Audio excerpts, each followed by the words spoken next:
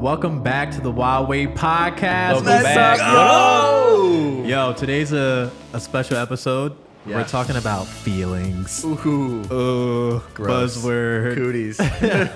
We're talking about being vulnerable. That's it. Like, what is Billy? We almost got into this before we started recording. Mm-hmm. So right now, I just want to ask, what does being vulnerable mean to you? Like, what do you think of when you think about vulnerability? So when I think about vulnerability, I think of something like armor. And, you know, I'm a big medieval fan, like medieval history. So like there'll be flaps in your armor. So I think of vulnerability, especially with somebody else, is intentionally lifting up the flap and exposing something that's like undefended. And like you could hurt me. So that's what I think of when I think of vulnerability. So it's not necessarily my opinion. For me personally, my opinions, I have a very easy ability to externalize my opinions and perspectives on things.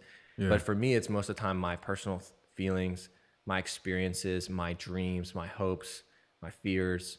So if I actually voice to you, hey, this is how I'm feeling about something, then inside of me, I'm very consciously lifting up the armor. I'm like, wow. So you would agree that being vulnerable is tied to your feelings? Almost exclusively, yeah. Okay. Not so much my thoughts about a certain subject. That's like very dispassionate for me. I get passionate about it, but it's not like, oh, I don't care about. I don't feel vulnerable discussing ideas. Got it. Yeah. What about you, Pete? Yeah, that's good. I immediately flashed back to a time when I was really little and someone was throwing me as a little boy in the community pool, and my entire suit fell off midair in front of the lifeguard girl. Golly. That's a pretty vulnerable moment for me. It's pretty scarred. Priceless. Yeah. That's like out of Sandlot. Yeah. I've never seen the Sandlot vulnerable moment. Sorry, guys. I never watched it. You know what? We won't stab you. Don't judge me. I get the same reaction every time I say that to somebody. But yeah. It's not good enough that I would sit down and watch it with you, but you should watch it. I should watch it. Yeah. Just because. Yeah. Okay. So that's what you think of when you think of vulnerability. Nah, I mean, that was just popped in my mind. I think you said you did a really good job. I think being vulnerable is really letting someone into that place where you don't want anyone to see, or it's a place that only you have gone to, and it's sharing it with someone. So I liked your analogy there with the flap. Yeah, that was good.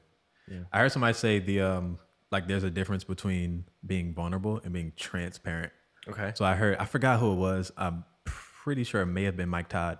When in doubt, it was Mike things Todd. you're talking about is you're quoting Mike Todd. Such a fan. Fanboy. I'm such a fanboy. But what he said was what he thinks about being vulnerable is somebody asking him something and then him telling it, but being transparent is him just opening up that flap just of his own will and letting somebody see. Nah, what you think about that? No? What you think? I like that. I mean, that's cool for him. That's not how it works for me. How does it work for you? Bro, because sometimes I need help. And so I feel incredibly vulnerable when I ask for help. Like, hey, I'm struggling. I'm hurting. I'm not doing well in this area. And so that requires transparency. But that I feel incredibly vulnerable when I do that. Yeah. So, yeah. I think Mike Todd is just super okay with all of his business being out there. Oh, absolutely. Oh, bro. He's like, just that's all he does. Everything. That's why he's so popular. He's like, oh, I used to do this. I was living in this way. I cheated on my fiance, you know, just wild.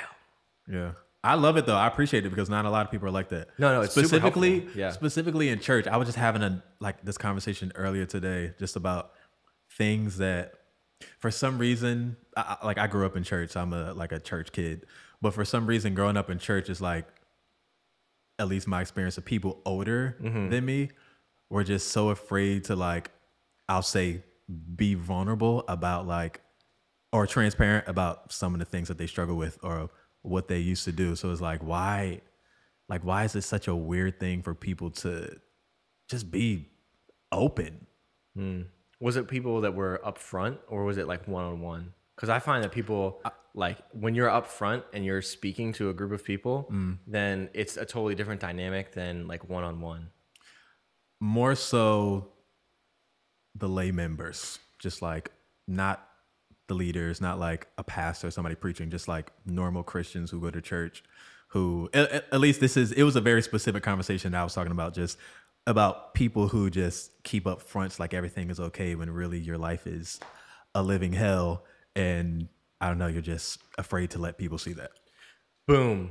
I think you just described most people. Like, I don't think that's a church issue. I think that's a people issue. Yeah. And it just comes with people into the church. If you're like in church, shouldn't that be like a perfect place to be open? Because literally, Totally. I'm here following Jesus because I'm a mess. Totally. I know that. Why am I going to try to act In like theory, I'm not? but I would say in church it can almost be the opposite. Sometimes. Because I mean, we can see it, but people, especially as you grow in church and you become, if you're a member of the church and you get higher and higher, whatever that looks like, it becomes harder because there's an image and you don't want to break that image, and that's why we see brokenness in the church. So Yeah. I think having those I think vulnerability also requires a certain depth to a relationship, or I don't think You say depth or depth. depth? Depth. Like, I think that you and I and all of us can get together and be vulnerable because we have that trust. Yeah. And so how do you build that trust? Because as men, getting vulnerable is like wanting to watch like American kryptonite. Idol. Well, you might like American Idol, but I love going to American Target. Idol. Yeah. You might like going to Target, but I do like Target. okay. You're on the wrong podcast, sir. Actually, Target's pretty dope. But for men, it's super hard to get there. Yeah. So how do we get there? Well, we start by building trust. And then I think we have to be willing to ask questions that we're willing to answer too. Yeah. So, and those questions are I think questions are important to kind of prod around once you're in that relationship. Yeah, I think so much of our context determines if we're going to be vulnerable. Explain. Yeah, I will. I'll be happy to. I'm thinking about the church example of the saying that the church is not supposed to be a museum of saints, but a hospital for sinners. Yeah. It's like, so if somebody comes in bleeding and having a lot of issues, you'd be like, well, welcome home. You're in the right place. We're here to get better. We're here to grow. We're here to heal. We're here to be forgiven and to extend that grace to one another. Yeah. And I think that's more a culture in that will set that context for new people. So for us, when it takes vulnerability to prompt vulnerability. So I've heard a lot of things like lead with vulnerability. Now, for a lot of people, they vomit, right? And I notice that sometimes if I'm trying to be like the cool leader, or I'm trying to be vulnerable, like unless I've actually dealt with this issue and it's no longer an issue and I'm not insecure about it, then I'm vomiting, and it's not actually a helpful thing. It's not going to lead you to open Explain vomiting.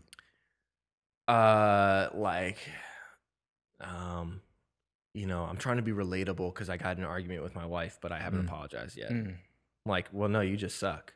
You're just a bad husband, so that's not vulnerable. That's just exposing your baggage. That's not going to be a positive way. But a positive way could be saying something along the lines of like, hey, you know what? In my life, I've experienced a lot of insecurity because I've tried to make an identity out of my accomplishments. Yeah. Have you noticed the same thing, the same trend in your life? Yeah.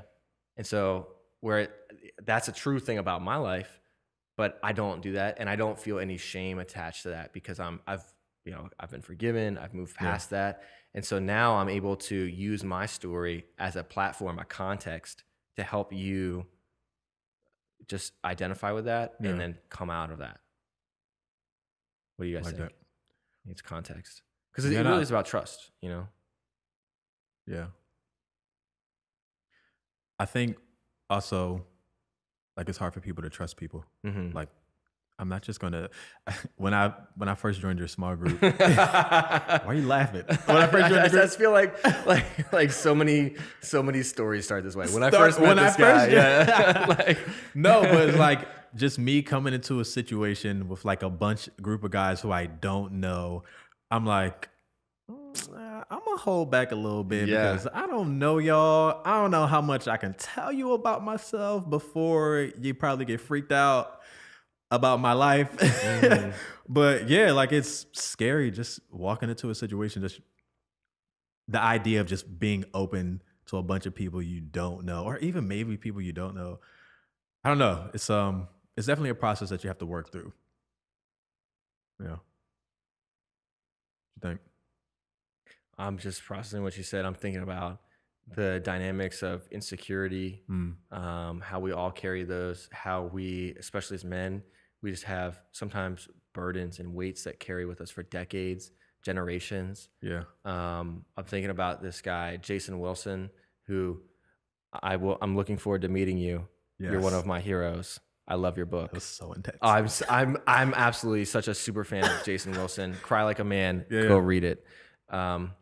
So good. Yeah. This is the guy that is the perfect example of a healed man healing other men.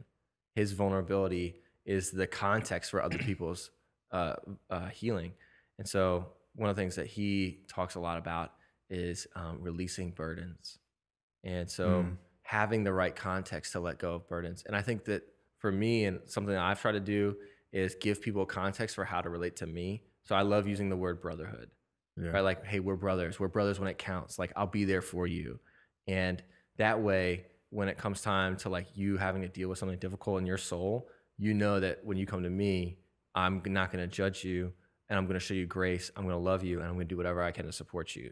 And I can't do that for 1,000 people, but I can do that for a dozen, half a dozen. Yeah. And so I think that that's so deeply healing, to find somebody that won't judge you. And we've been judged 1,001 times, you know? Like, you can count on your hand, on like one hand probably, the amount of people that won't judge you. And mom might not even be on that list. Sometimes mom needs to judge you. You'd be like, son, you're better than that. Dang, my mom's not judging me. Well, maybe I just don't know yet. What do you think, Pete? Yeah. About context, about... I mean, I think let's back up for a second. Men struggle with it. First thing is, why do we need it? Yeah. Why do we need I just want vulnerability? to go hang out, have some popcorn, coming over, let's watch football. Drink some beers. Yeah, let's just, like, my life is busy. Things are crazy. Why am I going to come over and hang out with you if you just want to go tell me about my feelings and your feelings? So I first go there, because there's plenty of people probably listening that are just like, I don't really care. And I know older men who might have gone through the first 6 decades of their life without being vulnerable. Why do it? What do you think? Why do it? Well, personally, I think that you made a good example with, what's his name? Jason Wilson. Jason. You can help others. Yeah. And I think also releasing burdens. I think when you get vulnerable with others, you can just let go of some weight that you carry. And I think a lot of us carry so much weight. Some of it's known, some of it's not known. And of course, Christ calls us to come to him, cast all our burdens on him. Yes, let's do that. And let's do it every day. But there's also something to be said about being able to talk to a brother or a sister and say, I'm struggling here. I'm going to get vulnerable with you. I'm XYZ. Yeah. That just immediately releases something that shouldn't be there anyways. So in terms of why, physical health, emotional health, spiritual health, you know, it can change lives. It does. And it also encourages that around you, healthier relationships. So when I'm struggling with something and Jordan might be feeling the same way, until one of us speaks up and says, then we're like, oh, I've been feeling this way too. Yeah. And now it's just like, oh, so glad we're both in the same boat. Or if we're not, we're going to get on that boat. So. Love that. I think the scripture, even though it's sometimes taken out of context, but you shall know the truth, and the truth makes you free. Just a statement that truth makes you free. Like I've experienced that, just being vulnerable, and it's like something like a shameful experience. But then when I actually opened my mouth and talked about it, it just, all of it was kind of released. Yeah. I'd say vulnerability leads to intimacy. Yeah. The people that you're most vulnerable with are the people that you're most intimate with, the closest friends, the deepest relationships. Yeah. And so I think what most people have learned are sophisticated defense mechanisms. And so then the gut inclination of, man, why do we got to talk about our feelings? I just want to chill, drink some beer, shout. I mean, like, there's a time and place for that. You guys know that, right? Yeah. Like, we're going to do that in a couple weekends. And so we're going to, like, yeah. just have some fun, be a little rough and tumble. Like, we're grown men. We're going to act like boys in an appropriate way. But like, No, I'm gonna act like a man. yeah. I'm gonna be the father. Charles, you are. First off, Peter, you what? are not the father, and Charles, I am you the are father. never gonna act like a grown man in your life. Wow. You'll refer to me as daddy. Here, let me be vulnerable with you. I will never see you as a man. I hate him. Canceled. Cancel. Cancel Billy. us. Get this man out of here. Oh man. That's funny. But yeah, vulnerability leads to intimacy. Yeah. And so most people, they're very content with surface level relationships, especially guys, because they don't see the value in deep relationship. So, how do you, is convince the right word for it? I don't think you have to convince anybody. Their soul longs for it, unless they've deadened their soul to it. But isn't there something to be said about someone who's lived some way for so long? Listen, I'm not in the they're business used of to helping it. people who don't want to be helped. Yeah, so you gotta want help. You got to want to change. If you just don't know you need help. Yeah, Then you just need a friend to hit you over the head with the truth. yeah. Like, bro, you acted dumb. Right? Yeah. Jeremy, Don't be like, stupid. That's gonna be a forever reference. Just don't be dumb. Oh, Yeah. I don't know. I think you will hit your head against it in life enough times, and then it's a character thing. Will you admit it? Will you admit that you're the problem, or will you blame other people? Takes maturity. Yeah, and there's no substitute for maturity. Unfortunately, you can force a horse's head into water, but you can't make it drink. Yeah. And I've seen that happen a lot, where people, they just refuse to admit that they need to grow, and unfortunately, yeah, you just can't do anything to help them. They've got to come to grips with the truth. But like emotional outbursts, right? That's a sign of there's something underneath there. Pulling back in isolation is a sign that there's something underneath there. So look for signs. Yeah, If you're a man, yeah. outbursts, pulling back. What else? An inability to talk about deep things. Running from them. Running. Yeah. Numbing behaviors. Yeah. So these are signs of what?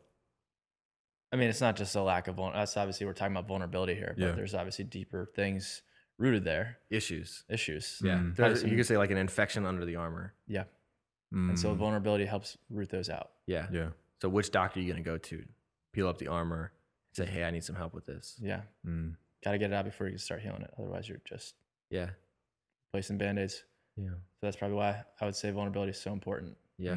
It kind of goes back to vision too, because we're just trying to see things and look at patterns as well in our own personal lives and what's off there. Yeah.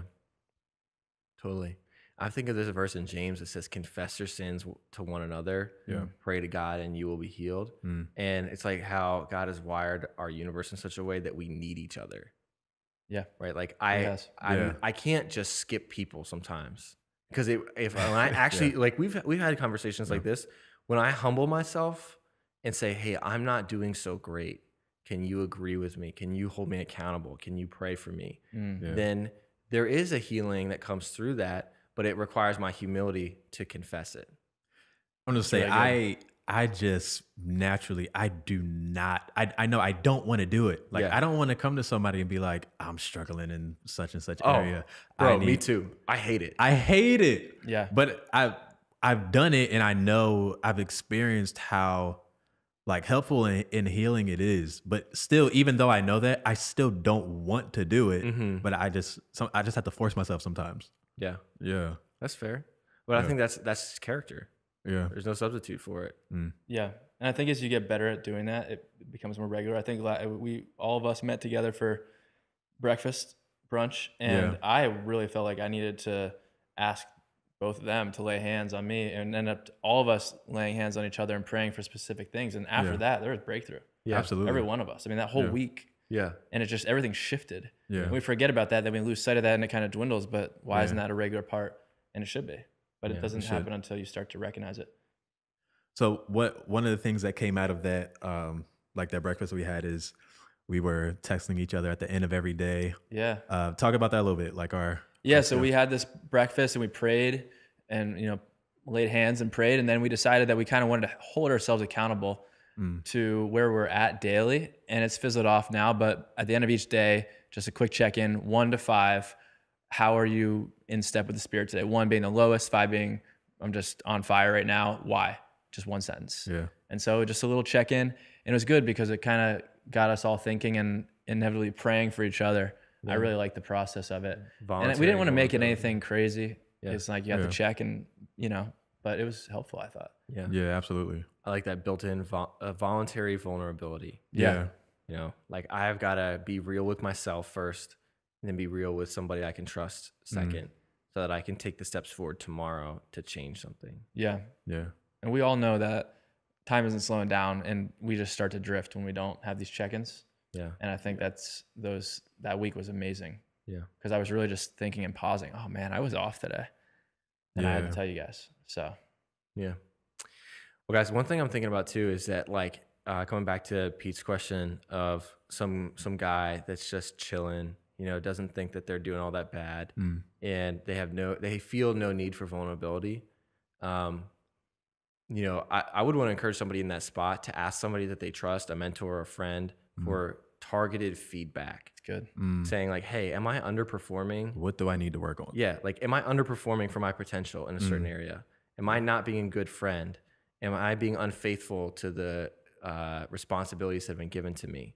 And like, hey, how could I improve?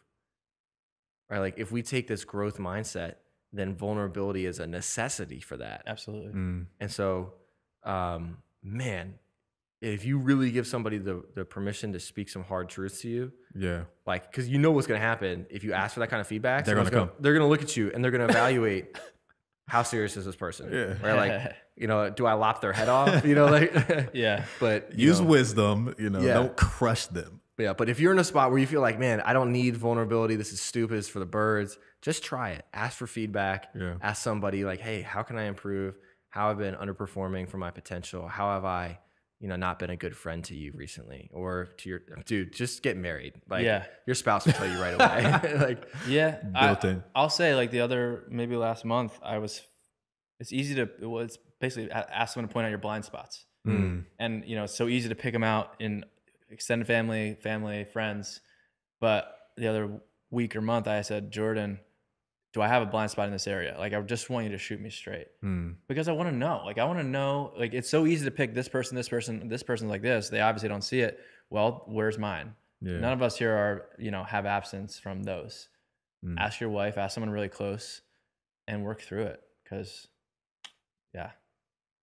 Actually had a friend recently who, not in those words, but basically asked me, what he said was, after, like, we were hanging out a little bit, afterwards hit me up the next day and was like, yo, like, don't ever stop keeping it real with me. Like, all basically saying, expose my blind spots. Like, what do you see that I can improve on? Like, always say something about it. No matter how you think I might feel about it, just say it to me. Yeah. Dude, those are the most valuable relationships. Yeah.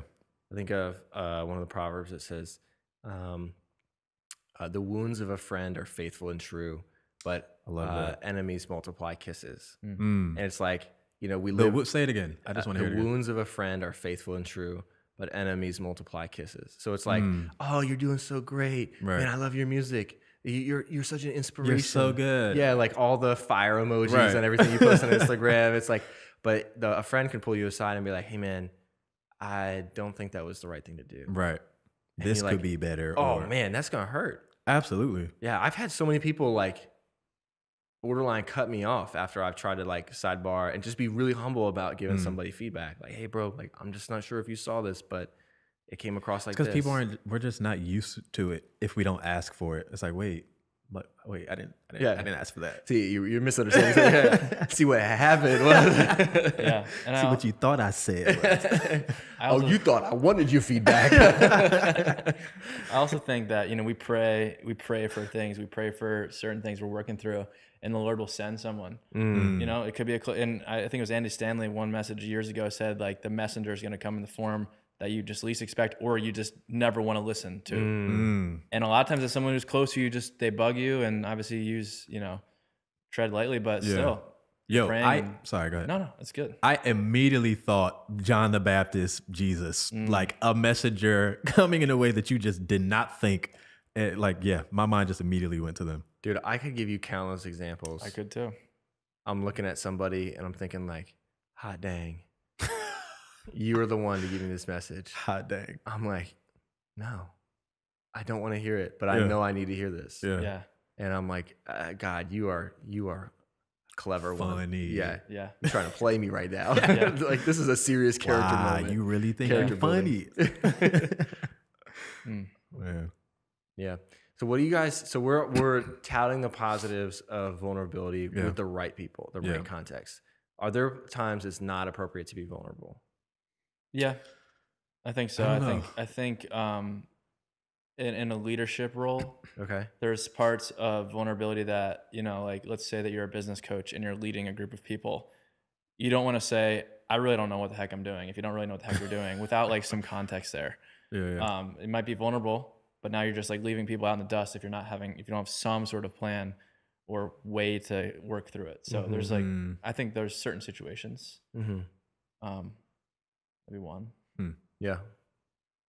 Yeah, I can't think of any. It's a good question. I can definitely think of, there's some where it's like your vulnerabilities are going to be exposed, but you just got to push through it.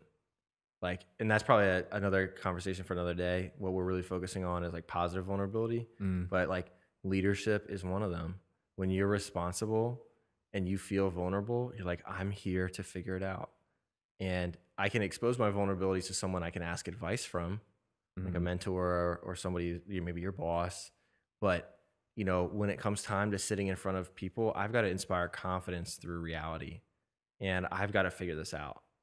So, yeah. And on that, like, I think with leaders, you still want there to be a level of vulnerability. Right. And I think that if you have that vulnerability, and even if you aren't exactly sure, you can voice that to a degree. Yeah. But also being like, I'm not exactly sure how to get here, but I have these ideas and this is how we're going to move to get there with all of our help. You can't just throw it out there and be like, because you're the leader, you're leading people. Yeah. So, and you got to go out in front of them and lead. I've done that exact thing before, Pete, where I'm like, hey guys, I'm not sure how this is going to play out. And so this could not work, but this is how I see things. And so this is what we're going to do in response. Any questions? And, you know, most of the time that's enough to just inspire people to, because I'm admitting the truth. And most of the time people know what's going on, right? So they know if you're blowing smoke at them. Right. And so like, just name the fear, but then say, hey, this is what we're going to do in response. And we'll kind of reassess after we try this next move. That to me is less, that's probably a proper way to express vulnerability in the midst of uncertainty. I don't know why, but I'm just thinking about all the Bible heroes right now, man. I'm thinking about Moses when, like, he's the only guy leading these thousands of people in the desert, and he goes to God. It's like, did I birth all of these people? He's like being vulnerable, like, I can't handle all of this. Like, all these people coming at me. It's like I'm just thinking about him. Just like, what if he got in front of all of them? And was like, I don't know what to do with you.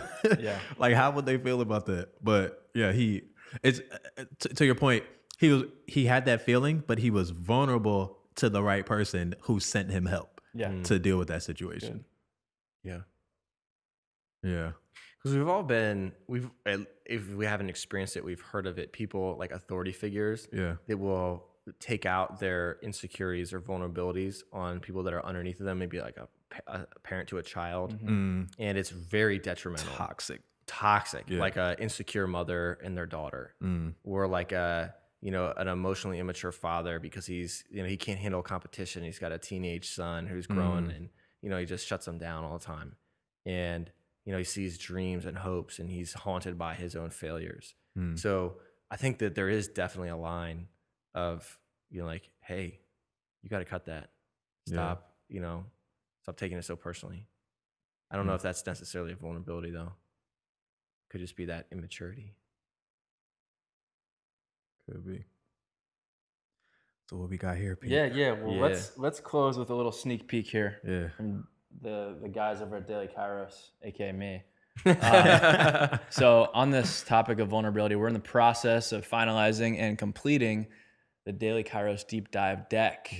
And so the Deep Dive Deck is 90 prompt questions centered around faith and life, 3 degrees of deepness. So there's deep, deeper, and deepest. And they're really just to help you engage in your families with close friends and hopefully outside of the home in conversation. Because I really feel like, and we could probably all agree, in today's culture, cancel culture, I don't agree, so let's just peace out. We're just losing the art of conversation. And there's something to be said about healthy arguments, even on opposing sides. So these questions, they vary, and a lot of them are biblically based, but they're there to help us grow and do the exact thing that we're talking about. do exactly what we're doing now. Instead of, part of Kairos' mission isn't just, it is the bread and butter is to be closer to God, but it's also to get out of these habits that we fall into, aka watching television, which is where this falls into. Not that you can't watch television, but if every night you just got into this habit of pulling out one card with your family before you turn on Netflix, it might lead to some really good conversation.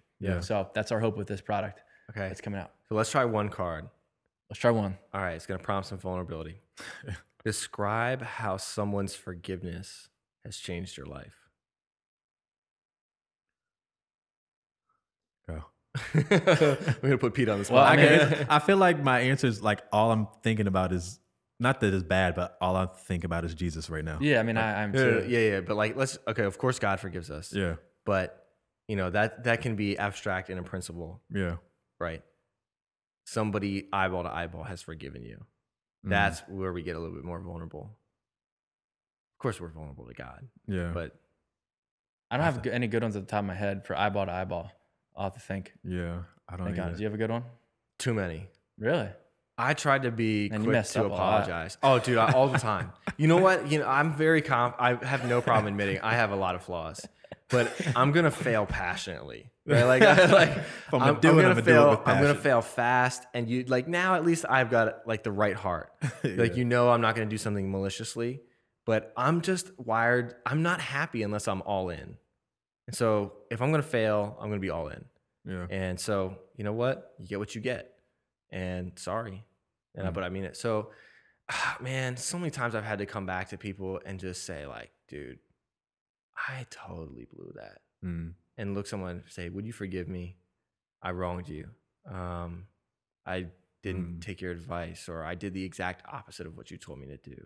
Or I lied, I said I did it and I really didn't.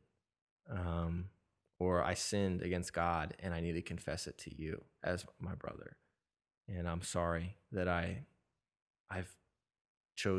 consciously chose the wrong thing. So there was when I was a senior in college, I heard this quote. It takes a bigger man to admit when he's wrong than to cover over his mistakes. And that pierced my heart. And I realized it does take a bigger man. So I resolved, man, like I'm going to try to be the bigger man. I'm going to admit. And especially because by then it was very clear to me that I was emerging as a leader. And so I tried that in my like team context because I was a little bit more bullish back then. And so I was very set on one idea, this one thing I was going to do. No, this is going to be right. And it turns out I was just dead wrong in front of the whole team. And so the next time we got together as a team, it was either I brush it under the rug and we keep moving, or I name it. So, and I had inadvertently kind of run over one girl in our team. She was a little bit more soft-spoken, and I just thought she was wrong. So I stood up in our meeting, and I just called her out by name and says, hey, I want to apologize to you in front of everybody. I was wrong. It caused more work for our team, and I've spent the extra 3 to 5 hours to make up for the time in prototyping this, and I apologize for not listening longer to you. And so now I want you to give us the first input on this next design process. And man, dude, it just changed the whole context. It built so much trust. Yeah. Right? Like, oh wow, he's not just a hot-headed, guy. He's got character. I can count on him. So I think that was such a pivotal moment for me. Yeah. So that I can really look back to that. Good. Well, I was going to answer a question too. oh yeah. I think I just thought of one when he was talking. I think I want to like kind of be vague about the specific details just to protect people involved, but it's concerning family. I thought I was like really pissed off at one of my family members who I thought did something negative to another one of my family members. And I was like, obviously just like nasty towards them. And then I later found out that they didn't do it. And like, I had to just come up to them and apologize and ask for forgiveness because I was just really nasty towards them and they were innocent. And I just felt like crap. And I just had to come forgive them. And I mean, I had to come ask for forgiveness, and it just forgave me with open arms. And I'm like, oh God, I just felt so bad that I did that. Yeah. It's good. Yeah. Yeah. How about you, Perfect Pete? I can't think of many. That time. No. Yeah. I mean, I recently with Jordan, she was right, big time right about something, and I went the opposite way. And it hurt us big time, just in some decisions we were making. And I had to come back and be like, I should have listened. Like, I knew that it wasn't just you. I had prayed about it. Jordan spoke as the messenger.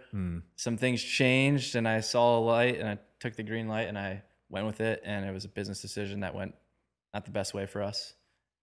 Upset Jordan a lot, and it was just like waste of time and energy. And I'm just like, it's not. There's no other thing. I'm just like, I should have listened. I knew. I heard from multiple people. You even said, I trust you, but this is how I feel. And I abused that in a way. Not abused, but like I still went against that feeling. And so I just had to come back and say, sorry. So, and it's just, sometimes some lessons are harder than others. Yeah. And that was that one. So. Yeah. But I'm sure that was a gateway, and then to further intimacy, to closeness, to healing. Yeah. Like good. It's so good. Good for intimacy, for healing, and for like, especially in business, you're going to make so many mistakes. And you're only going to learn sometimes from the hard ones. So, yeah. It's life. So, yeah, the conclusion is pride is an awful, awful master. Pride cometh before thy fall. The fall. Yeah. Right. And I think that's the biggest thing that holds us back from admitting our failures. Yeah. Is we're just too proud. Yeah. Especially as men. So, practically, we're thinking, as a man, if you don't even seek vulnerability, dig around that in your own heart. Why don't I? And then find people that you know are a little more open to talking about these things, and ask them when you have the courage to point out a few blind spots in your life, and you know, call a close friend up. Start the conversation. How are you doing? And go beyond NFL and whatever else. Dude, I love the double tap. How you doing? Good. What's going on? I said, all right, man. Now we got that out of the way. What's how you really doing? Yeah. How you really doing? It's good. Yeah. Resources, read Cry Like a Man by Jason Wilson. Yeah, Cry Like a Man. Follow him on Instagram. He's got great videos. Really help expose you to, you know, his heart. Yeah. I love too. It's like, you know, to be vulnerable is not to not be a warrior. He's got this one quote, this Irish proverb: "Never trust a warrior that doesn't cry." I love that. Yes. Oh, so good. Yeah. So, if we're gonna be strong men, if we're gonna be warriors, if we're gonna be protectors, we've got to be in touch with our hearts. Yeah. Any other takeaways? That's it for me. Close us out, bud. All right. You know the deal. Go be wild. Stay wild. Be wild. Stay wild. Thank you for watching this week's episode of the Wyld Way podcast. If you liked it, make sure you like it, share it, subscribe, and drop a comment below.